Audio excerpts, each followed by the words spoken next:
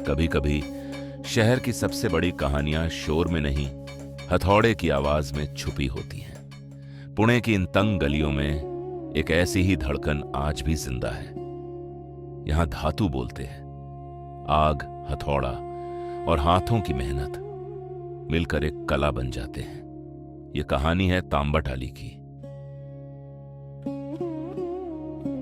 ये सिर्फ एक बर्तन नहीं है, ये समय का टुकड़ा है। ये केवल धातु नहीं है, ये परंपरा की चमक है।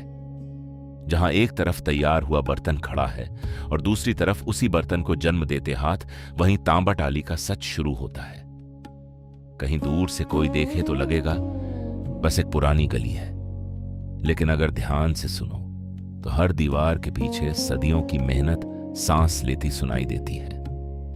यहां रहने वाले लोग सिर्फ काम नहीं करते, वे विरासत को रोज नया जीवन देते हैं।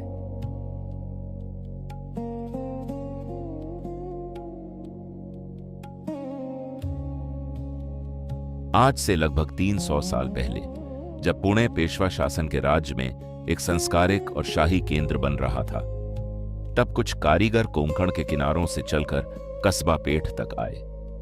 उनके साथ आया था धातु को समझने का हुनर और हाथों में थी मेहनत की विरासत। कहा जाता है कि इन्हें शाही घरानों, सेना और समाज की जरूरतों ने बुलाया था। इनके हाथों से बने थे तांबे के बर्तन, धार्मिक सामग्री, हथियार, ढालें और कुछ समय तक सिक्के भी। तब यह काम केवल रोजगार नहीं था, यह राज्य की जरूरत था और कारीगरों का सम्मान। फिर आया वह दौर जब तांबे की चमक में इतिहास की रोशनी सबसे तेज थी। पेशवाओं के शासनकाल में तांबे की वस्तुएं सम्मान, उपयोग और सौंदर्य तीनों का प्रतीक थी। लेकिन समय रुका नहीं, शासन बदला, नियम बदले और धीरे धीरे तांबे की सेना संबंधी वस्तुओं और सिक्कों का काम कम होने लगा। फिर भी धार्मिक बर्तन, पूजा के पात्र और घरेलू उपयोग की वस्तुएं बनती रहीं। यही वह मोड़ था जहां चमक के बीच पहली बार छाया भी दिखी। फिर भी तांबटों ने हार नहीं मानी, क्योंकि उनके लिए यह सिर्फ व्यापार नहीं था, यह पहचान थी।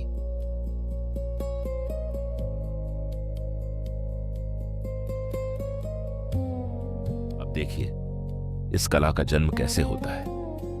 सबसे पहले आती है कच्ची तांबे की चादर, फिर उसे काटा जाता है मनचाहे आकार में, मनचाही जरूरत के अनुसार। इसके बाद आता है ढालने का चरण। उस तांबे को धीरे धीरे उस रूप में ढाला जाता है जिस रूप में उसे एक उपयोगी बर्तन बनना है। फिर आता है नरम करने का समय। यह बर्तन खुली भट्टी में डाला जाता है, जहां आग की गर्मी उसकी कठोरता को कम करती है और उसे आगे के काम के लिए तैयार करती है। इसके बाद आता है चमकाने का चरण। रगड़ से, सफाई से और धैर्य के साथ उसकी सतह को ऐसा निखारा जाता है कि उसमें रोशनी ठहरने लगे।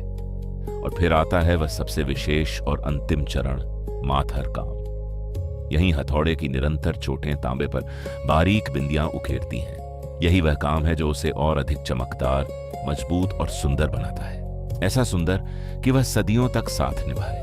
और फिर यही तांबा सिर्फ धातु नहीं रहता, वह बन जाता है परंपरा, धैर्य और हाथों की अमर कला।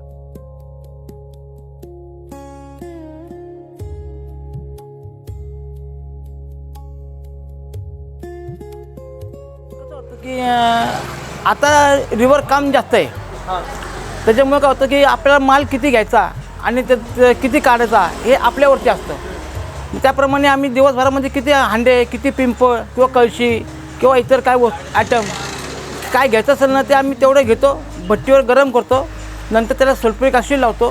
सल्फ्युरिक ॲसिड लावल्यानंतर मग त्याला आम्ही स्वच्छ घासून मग त्याला आम्ही नंतर ठोके मारतो।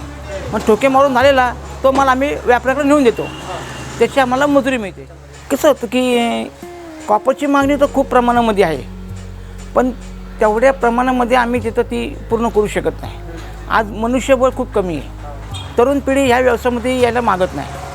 काय होतं की ह्या व्यवसायाला कष्ट खूप आहेत आणि जर मेहनतनामा पाहिजे ना, तो आम्हाला मिळत नाही। आजची तरुण पिढी संपूर्ण शिकलेली आहे।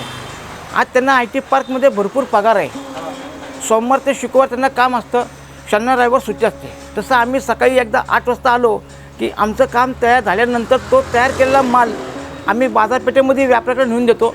व्यापाऱ्याकडे नेऊन देतो, त्याची वजन झालं की आम्हाला मजुरी मिळते आणि त्याच्याकडे जर दुसरा माल असेल तर तो दुसरा माल आम्हाला तो ते देतो. त्याच्यामुळे तो येण्यामध्ये आमचा खूप वेळ जातो. त्याच्यामुळे काय होतं की हे तरुण पिढी ह्या व्यवसायामध्ये येत नाही.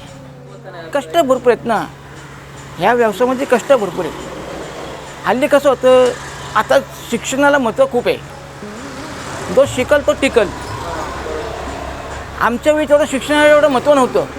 10वी केली, 11वी केली, 12वी केली, पुढं कॉलेजमध्ये गेला नाही गेला तर आपला व्यवसाय आपण करू शकतो ना. तुम्हाला शिकायचं असेल तर तुम्ही पुढं शिकून तुम्ही तुमच्या स्वतःच्या ह्याच्यावरती तुम्ही जाऊ शकता.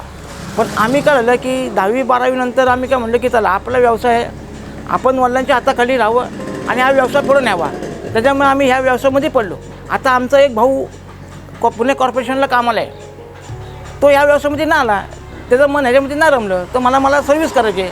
त्यांनी सर्व्हिस केली की तुम्हाला जबरदस्ती तर आम्ही करू शकत नाही ना, असं आहे. नाही, नुकसानच आहे ना. फायदा कसा काय होईल? आम्हाला फायदा होणारच नाही. आमची मजुरी कमी झाली. माल जे जाड होतं ते मजुरी ते हलका होता आता मशीनवर. पहिला माल कसं व्हायचं, हाताने करत होतं तर आमचं एक भांडं 5 किलोच्या पुढं बसायचं आणि त्या टायमात स्वस्ताही बी होती. पण आता वरच्यावर पातळ काढायला लागलेत लोक, व्यापारी लोक विक्रीसाठी. करायलाच पाहिजे होतं, पण काय करणार? आम्हालाच माहिती की आमची मजुरी ही कमी होत चालली आणि तेवढ्या पैशामध्ये का आमच्या मुलांचं शिक्षण म्हणजे शिकल्यानंतर त्यांचा संसार ही तर चालू राहायला पाहिजे. त्यामुळं आम्ही मुलांना फक्त शिक्षण शिकलं. तुम्हाला काय शिकायचं शिका. आम्हाला माहिती आहे यात मजुरी किती राहते, पैसे किती राहतात आणि कष्ट जास्त. त्यामुळं आम्ही मुलांना कामं शिकवलं नाही. बदल आमची मजुरी फक्त वाढली पाहिजे. आता महागाईच्या दृष्टिकोनातनं मजुरी आम्हाला त्या मानाने काहीच पडत नाही आम्हाला. लेकिन हर विरासत की एक परीक्षा होती है और तांबा टाली की परीक्षा आज के समय में सबसे कठिन है. कभी यहाँ कई कारखानों की आवाजें गूंजती थी. अब बहुत कम घरों में यह काम बचा है. किसी समय 180 कारखाने की बात कही जाती थी. अब संख्या बहुत घट चुकी है और कई परिवारों में अब बस कुछ ही लोग इस हुनर को जानते हैं. समस्या सिर्फ इतनी नहीं कि काम कठिन है.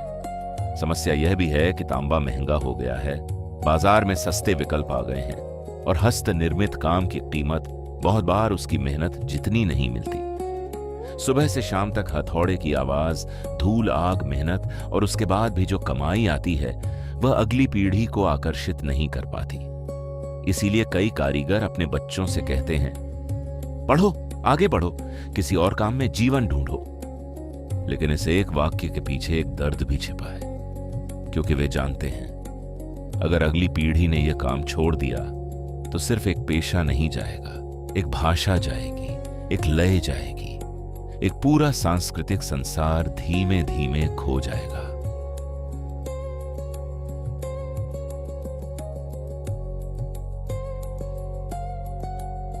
हथौड़े की हर चोट में एक युग की आवाज है. तांबे की हर चमक में पुणे की पहचान है और इस पहचान को जिंदा रखना ही हमारी सबसे बड़ी जिम्मेदारी है. और शायद अंत में बस एक ही बात याद आती है, परिश्रमो ही मानवस्य भूषणम.